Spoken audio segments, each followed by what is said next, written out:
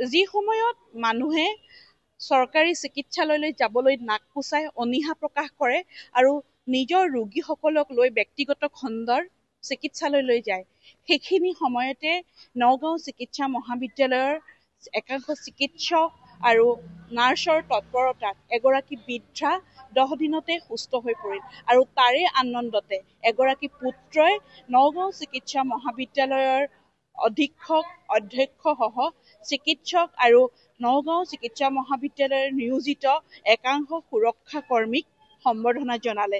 কাৰণ আজিৰ দিনত এখন ব্যক্তিগত খণ্ডৰ নাৰ্ছিং হোমত গৈ চিকিৎসা লোৱাৰ ক্ষেত্ৰত যি এটা ব্যয়বহুল খৰচৰ কথা, সেই সময়ত নগাঁও চিকিৎসা মহাবিদ্যালয়ৰ চিকিৎসকসকলৰ যি চেষ্টাৰ ফলত 10 দিনৰ ভিতৰতে সুস্থ হৈ উঠিল এগৰাকী 85 বছৰীয়া বৃদ্ধা। লগত আমাৰ তেখেতৰ পুত্ৰ আছে আৰু সেই পুত্ৰগৰাকীয়ে নগাঁও চিকিৎসা মহাবিদ্যালয়ৰ এই কৰ্মক তেওঁ একেমুখে তেওঁ ধন্যবাদ দিছে আৰু চিকিৎসকসকলৰ লগতে অধীক্ষক আৰু অধ্যক্ষক সম্বৰ্ধনা জনাইছে। কথা পাতিম তেখেতৰ লগত। দেখা পোৱা যায় যে আজিৰ যিসকল লোক আছে যি চৰকাৰী চিকিৎসালয়লৈ যাবলৈ অনীহা প্ৰকাশ কৰে নাক কোচ খুৱাই, কাৰণ তাত গৈ পেলাই তেওঁলোকে উন্নত চিকিৎসা নাপায় বুলি কয়, চিকিৎসক কৰ্মীসকলে বা চিকিৎসকে বেয়া ব্যৱহাৰ কৰে বুলি কয়। কিন্তু আপুনি নগাঁও চিকিৎসা মহাবিদ্যালয়ত আহি আপুনি কেনেকুৱা অনুভৱ হ'ল আৰু আজি তাৰে কাৰণে আপুনি কিনো সম্বৰ্ধনা জনাইছে, কি ক'ব? প্ৰথমতে আপোনালোকৰ চেনেলৰ মাধ্যমেদি বৰ্তমানৰ মুখ্যমন্ত্ৰী শ্ৰীযুত হিমন্ত বিশ্ব শৰ্মা ডাঙৰীয়াক মই এজন ৰোগীৰ অভিভাৱক হৈ পেলাই তেখেতক মই প্ৰথমতে ধন্যবাদ জনাইছোঁ। কাৰণ নগাঁৱত ইমান ডাঙৰ এটা সম্পদ দিছে, যি সম্পদ বহুতে বুজি পোৱা নাই। কিন্তু মোৰ মাতৃক আজি এই নগাঁও চিকিৎসা মহাবিদ্যালয়ত আনি পেলাই মই অনুতাপ কৰিছোঁ যে মেডিকেল কলেজ এখন হ'লে কিমান মানুহৰ লাভ হয়, মই ব্যক্তিগত হিচাপত মই আজি অনুতাপ কৰিছোঁ। মোৰ লগত নিশ্চয় ইয়াত হাজাৰ হাজাৰ ৰোগী আছে, ইয়াত নিশ্চয় অনুতাপ কৰি আছে আৰু যে আজি অসম চৰকাৰৰ মন্ত্ৰীসকলৰ লগতে বিধায়কসকলৰ আৰু মাননীয় শ্ৰীযুত ৰূপক শৰ্মা ডাঙৰীয়াকো মই নগাঁওবাসী হিচাপে তেখেতক মই অশেষ ধন্যবাদ জনাইছোঁ। উন্নত চিকিৎসা পাইছে আপোনালোকে? মই উন্নত চিকিৎসা এইটো কাৰণে পাইছোঁ যে মোৰ মা আজি 1.5 মাহ ধৰি পেলাই মাত বন্ধ হৈ আছিল। মই নাৰ্ছিং হোমৰ পৰা বিভিন্ন নাৰ্ছিং হোম মই আজি প্ৰায় 2 বছৰ ধৰি চিকিৎসা কৰাই আছোঁ। সুফল পোৱা নাছিলে? সুফল মানে কি, তাত যোৱাৰ লগে লগে 2 লাখ 3 লাখ 4 লাখ টকা। কিন্তু আজি মই মেডিকেল কলেজত লাষ্ট যেতিয়া মোৰ মা মাত বন্ধ হৈ গৈছিল আৰু মৃত একেবাৰে আমি কান্দা কাটি কৰি পেলাই আমি আনিছিলোঁ, ডিচিশ্যন লৈ পেলাই মই মেডিকেলত আনিছোঁ।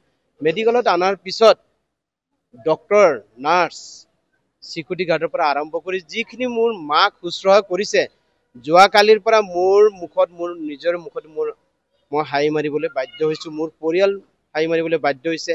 মই এসাঁজ ভাত ভালকৈ মুখত দিবলৈ মই বাধ্য হৈছোঁ। আৰু তেখেতসকলে ইমান যে কষ্ট কৰে মেডিকেল কলেজত মই ভবাই নাছিলোঁ। আৰু তাৰমানে আজি যিখিনি ব্লাডৰ যিখিনি টেষ্ট দিছে একেবাৰে বিনামূলীয়া বুলি ক'ব লাগিব, ইমান কম, মই ক'ব গ'লে পইচা যোৱাই নাই বুলি ক'ব লাগিব।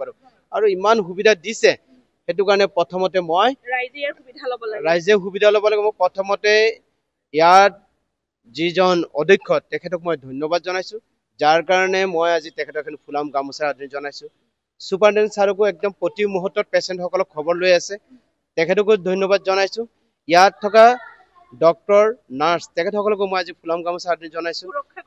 সুৰক্ষা কৰ্মীকো জনাইছোঁ। মই নিজে দেখা পাইছোঁ, মই ৰাতি 3 বজালৈকে যেতিয়া আহিছোঁ দেখা পাইছোঁ তেখেতসকলে একেলেঠে থিয় হৈ পেলাই মহৰ কামোৰত তেখেতসকলে ডিউটি কৰিছে। মই নিজে তাৰমানে হতভম্ব হৈ গৈছোঁ। আৰু এয়া অনুভৱ। আৰু এইগৰাকী পুত্ৰই যিগৰাকী তেওঁৰ মাতৃ প্ৰায় মৃতপ্ৰায় অৱস্থা, সেই মৃতপ্ৰায় অৱস্থাৰ পৰা সুস্থ কৰি তুলিলে নগাঁও চিকিৎসা মহাবিদ্যালয়ৰ চিকিৎসকসকলে, ইয়াত নিয়োজিত চিকিৎসক কৰ্মীসকলে। আৰু তেওঁ ইতিমধ্যে এই সকলোকে তেওঁলোকৰ এই শুশ্ৰূষাৰ কাৰণে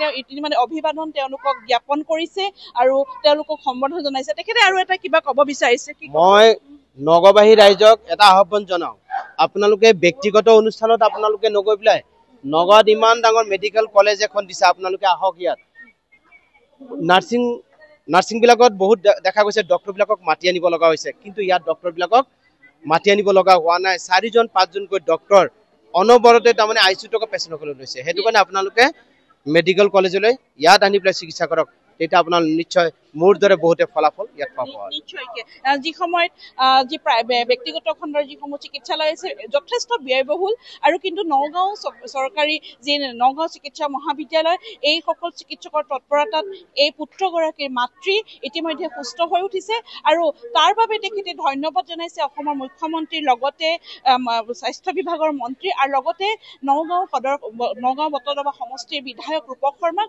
আৰু তেখেতে ইতিমধ্যে নগাঁও চিকিৎসা মহাবিদ্যালয়ৰ অধ্যক্ষ ডক্টৰ মিহিৰ কুমাৰ গোস্বামীৰ লগতে ছুপাৰিণ্টেণ্ডেণ্টক, লগতে চিকিৎসকসকলক, লগতে আইচিইউত কৰ্মৰত যিসকল চিকিৎসা কৰ্মী আছে, নাৰ্ছ আছে, সুৰক্ষা কৰ্মী, সকলোকে তেওঁ সম্বৰ্ধনা জনাইছে। আৰু ইয়াৰ বাবে নগাঁও চিকিৎসা মহাবিদ্যালয় যে এতিয়া এক উন্নত মানৰ চিকিৎসা প্ৰদানৰ ক্ষেত্ৰত অনুষ্ঠানলৈ পৰিণত হৈছে, তাক একেমুখে স্বীকাৰ কৰিছে।